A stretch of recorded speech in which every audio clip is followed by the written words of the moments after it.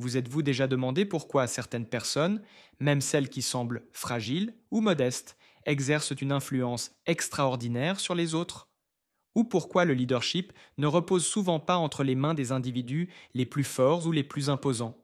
Peut-être que le véritable pouvoir réside dans l'action décisive, dans la capacité à endurer silencieusement et à influencer les résultats sans éclat. Sur un échiquier, il existe une pièce qui peut sembler presque insignifiante. Le roi. Il se déplace avec précaution, s'appuie sur la protection des autres pièces et, à lui seul, paraît totalement vulnérable. Pourtant, il existe une vérité cruciale. Si le roi tombe, la partie est terminée. Toutes les stratégies, toutes les batailles, tout ce qui a été accompli perd sa signification. Bien que le roi ne soit peut-être pas la pièce la plus puissante, il est indéniablement la plus essentielle. Ce principe dépasse le cadre des échecs et s'étend à la vie elle-même, au leadership, à la stratégie, au sacrifice et à l'influence subtile. Ces leçons sont codées dans ce que l'on peut appeler la psychologie du roi. Aujourd'hui, nous allons explorer comment cette figure apparemment minime sur le plateau peut offrir des perspectives profondes sur la vie, la résilience et ce que nous devons protéger avant tout. Réfléchissez maintenant. Qu'est-ce qui représente le roi dans votre vie? Qu'est-ce qui est si vital que le perdre rendrait tout le reste dénué de sens? Si cette question commence déjà à tourner dans votre esprit, alors vous êtes exactement là où vous devez être. Embarquons dans le voyage du roi sur l'échiquier et voyons comment il reflète nos propres parcours. L'échiquier est un champ de bataille où la planification minutieuse et la patience déterminent le destin de chaque pièce. Les tours, les fous et la reine se déplacent avec force et précision, exécutant des coups décisifs. Mais au centre de ce jeu de stratégie et d'intelligence se trouve le roi, une pièce qui, à première vue, semble secondaire. Ses mouvements sont lents et limités, une case à la fois, et elle ne peut frapper avec force ni prendre de risques audacieux. Alors, pourquoi le roi détient-il le cœur du jeu? Le roi incarne le paradoxe du leadership. Il ne commande pas par la seule puissance, comme la reine, ni par une stratégie rigide, comme la tour. Son importance réside dans quelque chose de plus subtil, le besoin de protection. La survie du roi détermine le cours de la partie, tout comme dans la vie, certaines valeurs, principes et relations façonnent le sens de tout ce que nous poursuivons. En regardant l'histoire, on peut constater que de nombreuses figures les plus influentes n'étaient ni les plus fortes ni les plus rapides. Leur importance symbolique ou stratégique était si profonde que des systèmes entiers ont été construits pour les protéger. Considérez des leaders comme Gandhi, dont le véritable pouvoir ne résidait pas dans la violence mais dans les principes qu'il défendait, ou Nelson Mandela, qui a passé des décennies en prison, mais dont la simple existence a changé le destin d'une nation. Ils ressemblent au roi sur l'échiquier, extérieurement vulnérables, mais si centraux que leur perte aurait tout bouleversé. Aux échecs, chaque coup stratégique commence par le principe fondamental de protéger le roi. Au début de la partie, le roi reste caché et protégé par les pions et les autres pièces, tout comme un leader qui construit d'abord une base solide avant de prendre des décisions décisives. Cela nous offre un aperçu crucial. Avant de poursuivre des victoires extérieures, il est essentiel de s'assurer que notre fondation est solide. Dans la vie, cela signifie prendre soin de notre santé, de notre esprit, de nos relations fondamentales et des éléments qui donnent un sens à notre existence. Sans cette base, tout progrès accompli peut rapidement s'effondrer. Au fur et à mesure que la partie avance, le rôle du roi évolue. Initialement, il est passif, protégé par les autres pièces. Au milieu du jeu, son placement doit être réfléchi pour éviter les pièges. Mais en finale, lorsque seules quelques pièces restent, le roi devient actif, se déplaçant avec précaution et soutenant ses alliés pour assurer la victoire. Cela reflète le parcours de tout leader efficace. Au début, l'apprentissage, l'observation et le renforcement personnel sont essentiels. Avec le temps, la simple présence devient plus influente que l'action directe. Finalement, le leader doit agir, même avec des contraintes. L'écart entre un novice et un maître d'échecs réside dans la compréhension de la véritable valeur du roi. Les débutants le protègent de manière évidente, l'entourant de défense sans penser à l'avance. Les maîtres, en revanche, savent que le roi doit non seulement être protégé, mais également positionné stratégiquement, car chaque détail compte. Cela nous amène à une vérité fondamentale. Le leadership est souvent confondu avec la force brute et le contrôle absolu, alors qu'en réalité, il s'agit de savoir où se placer et quand agir. Un roi mal positionné, même protégé, peut compromettre toute la stratégie. De même, dans la vie, un leader qui s'isole ou refuse de s'adapter peut devenir un obstacle plutôt qu'un guide. Si le roi est la pièce la plus faible, mais aussi la plus vitale, quel serait son équivalent dans votre vie? Qu'est-ce qui est si essentiel que le perdre rendrait tout le reste dénué de sens? Les échecs nous enseignent que l'importance ne se mesure pas à la force brute, mais à la valeur stratégique et symbolique. Le roi nous rappelle de protéger ce qui compte vraiment, non seulement physiquement, mais aussi émotionnellement, mentalement et existentiellement. Dans la vie, votre roi pourrait être votre famille, vos principes, votre santé mentale ou votre vocation. Tout le reste, travail, argent, réalisation, fonctionne comme les autres pièces sur l'échiquier. Elles peuvent être sacrifiées si nécessaire, tant que ce qui compte vraiment reste en sécurité. Vous êtes-vous déjà arrêté pour réfléchir à ce que représente réellement votre roi? Les échecs n'ont pas émergé de nulle part. Ils sont le produit de siècles d'évolution, façonnés par des influences culturelles et reflétant la manière dont l'humanité comprend le pouvoir et le leadership. Le roi, en tant que pièce centrale du jeu, a lui aussi évolué au fil du temps, reflétant le rôle des souverains dans le monde réel. Il a commencé comme le Raja en Inde. Au IXe siècle, il s'est transformé en roi perse, et lorsque les échecs sont arrivés en Europe, il a pris l'identité des monarques médiévaux, des leaders qui ne pouvaient pas gagner seuls leur bataille, mais dont le destin déterminait celui de leur royaume. En Inde, au VIe siècle, où les échecs sont apparus pour la première fois sous le nom de Chaturanga, le roi était déjà la pièce centrale du jeu. Il symbolisait le monarque qui, tout comme dans la vie réelle, ne pouvait pas se permettre de se retrouver sur le champ de bataille et devait être protégé à tout prix. Cela reflétait les structures de militaires de l'époque où les dirigeants occupaient des rôles symboliques et stratégiques, tandis que les généraux et les soldats géraient les combats réels. Lorsque les échecs arrivèrent en Perse, le Raja devint le Shah, donnant naissance à l'une des phrases les plus emblématiques du jeu, Shahmat, signifiant le roi est impuissant, qui évolua plus tard pour devenir notre concept moderne de l'échec et mat. À ce stade, le jeu devint de plus en plus sophistiqué, intégrant des éléments plus profonds de manœuvres politiques et de stratégie militaire. Pendant le Moyen Âge, les échecs prirent la forme que nous connaissons aujourd'hui. Le roi en vint à représenter les monarques européens, qui théoriquement détenaient un pouvoir absolu, mais qui en réalité dépendaient de la noblesse et des armées pour gouverner. Contrairement à la reine moderne, qui se déplace librement sur l'échiquier, le roi médiéval se déplaçait lentement et prudemment, reflétant les souverains de l'époque qui ne pouvaient pas s'exposer sans risque. Il devait prendre des décisions réfléchies et comptait souvent davantage sur la diplomatie que sur la force brute. Cette progression historique du roi est bien plus qu'une simple curiosité. Elle reflète la manière dont l'humanité a toujours perçu le pouvoir et le leadership. Au départ, le pouvoir était absolu. Perdre le roi signifiait tout perdre. Avec le temps, le leadership est devenu plus stratégique, moins dépendant de la force brute et davantage axé sur des décisions qui garantissent la stabilité et la continuité. L'évolution des échecs a reflété le parcours même de l'humanité, from des sociétés tribales aux empires, des monarchies absolues aux gouvernements constitutionnels, et plus récemment, à un monde où le leadership fonctionne souvent par l'influence plutôt que par l'autorité directe. Le roi, avec ses mouvements lents et sa fragilité inhérente, rappelle que le leadership n'a jamais consisté à être constamment en première ligne. Il symbolise la nécessité d'un point central de stabilité, une ancre fixe qui maintient tout le reste en mouvement. De la même manière qu'un roi mal placé peut compromettre toute une stratégie, un leader sans clarté de vision peut déstabiliser une organisation, voire une civilisation entière. Dans le monde actuel, le concept de leadership a considérablement changé.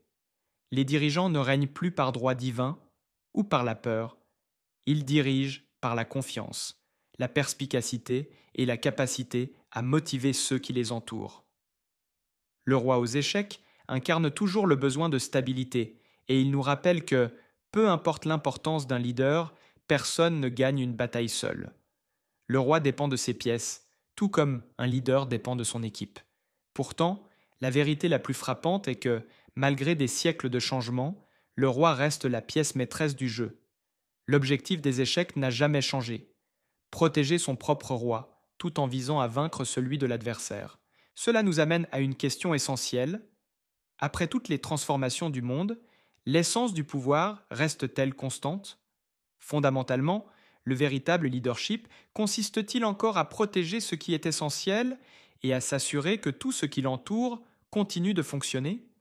Si les échecs nous enseignent quelque chose sur la vie, c'est que, même si les règles peuvent évoluer et les pièces se transformer, le besoin d'un point central de stabilité reste constant.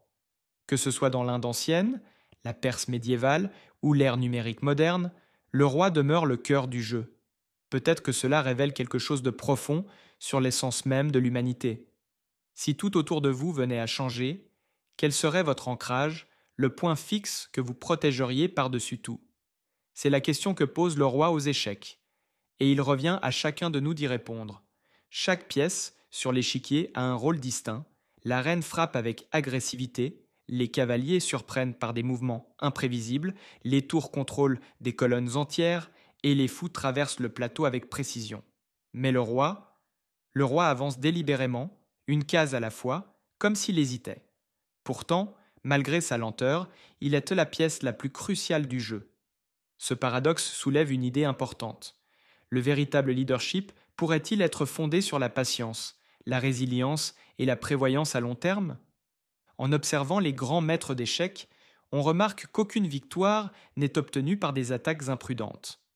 Un joueur qui avance agressivement sans établir d'abord une base solide reflète un leader impulsif qui agit sans mesurer les conséquences. Aux échecs, il existe une règle d'or avant toute attaque: protéger d'abord le roi. La logique est simple, mais profonde. Avant de prendre des risques, assurez-vous qu'il y a suffisamment de sécurité pour affronter les batailles à venir.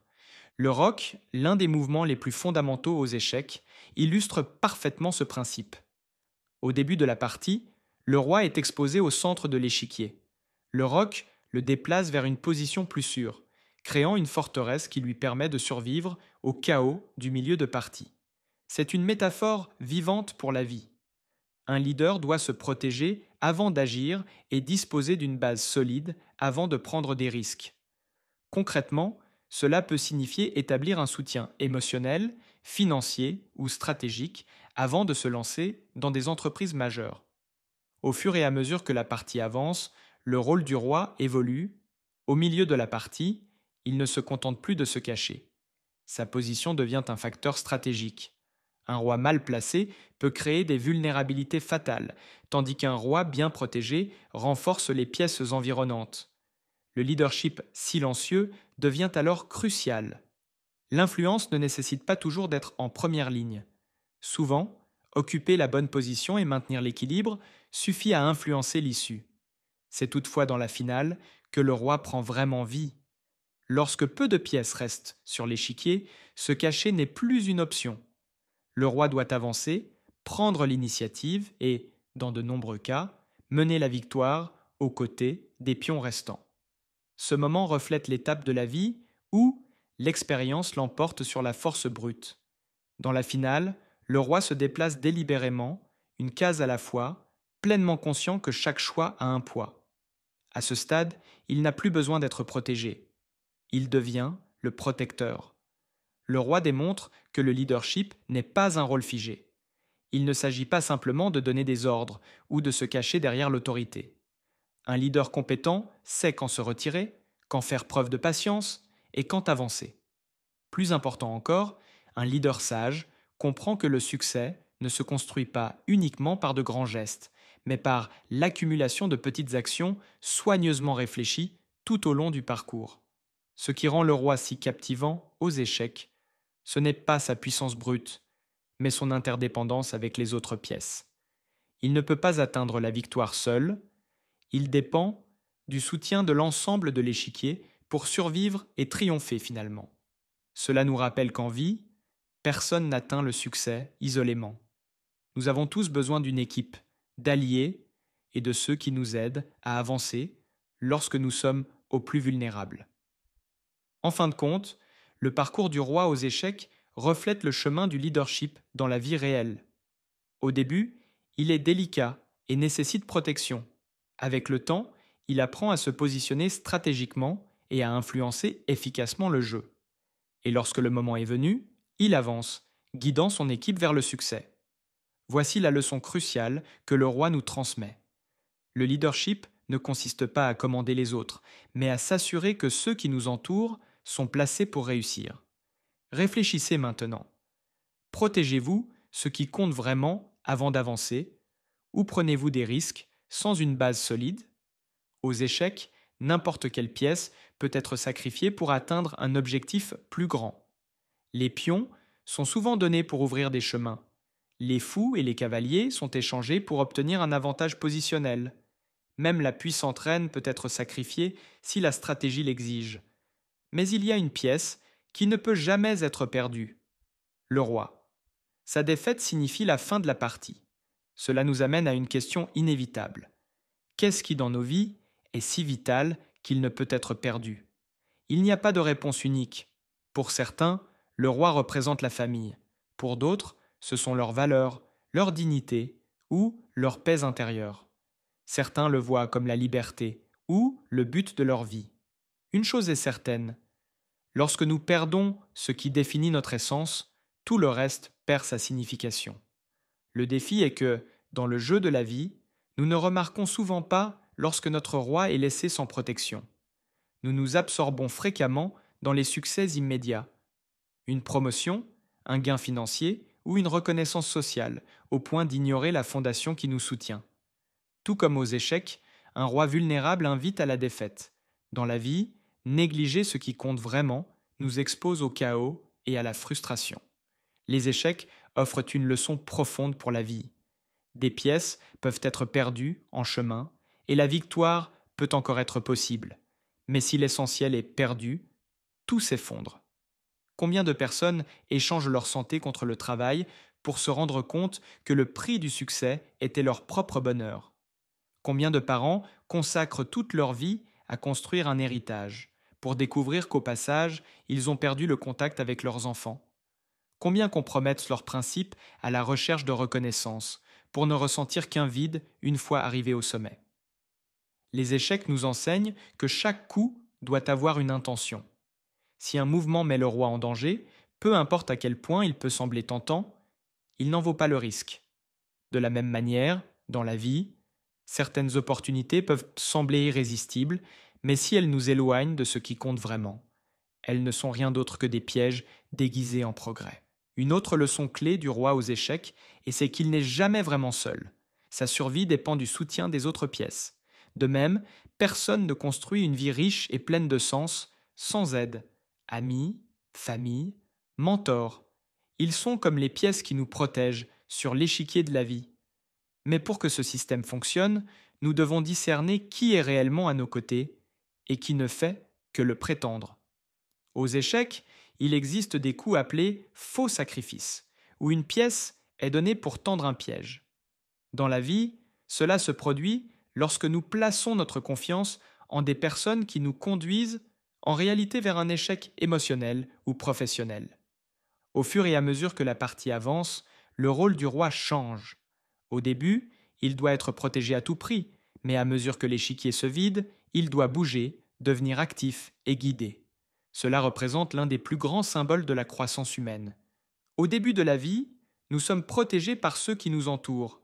Peu à peu, nous apprenons à nous positionner judicieusement, à comprendre le jeu et à prendre nos propres décisions. Finalement, il arrive un moment où nous ne défendons pas seulement notre propre roi, mais aidons aussi les autres à protéger le leur. En fin de compte, le roi nous enseigne que la vie ne consiste pas simplement à gagner. Il s'agit de survivre avec dignité, de protéger ce qui ne peut être compromis, de construire un jeu dans lequel chaque mouvement a du sens et de savoir, quel que soit le résultat, que nous avons agi avec intention. Alors, je vous pose cette question. Qu'y a-t-il dans votre vie de trop important pour être perdu? Protégez-vous votre roi, ou des distractions éphémères mettent-elles en danger ce qui compte vraiment?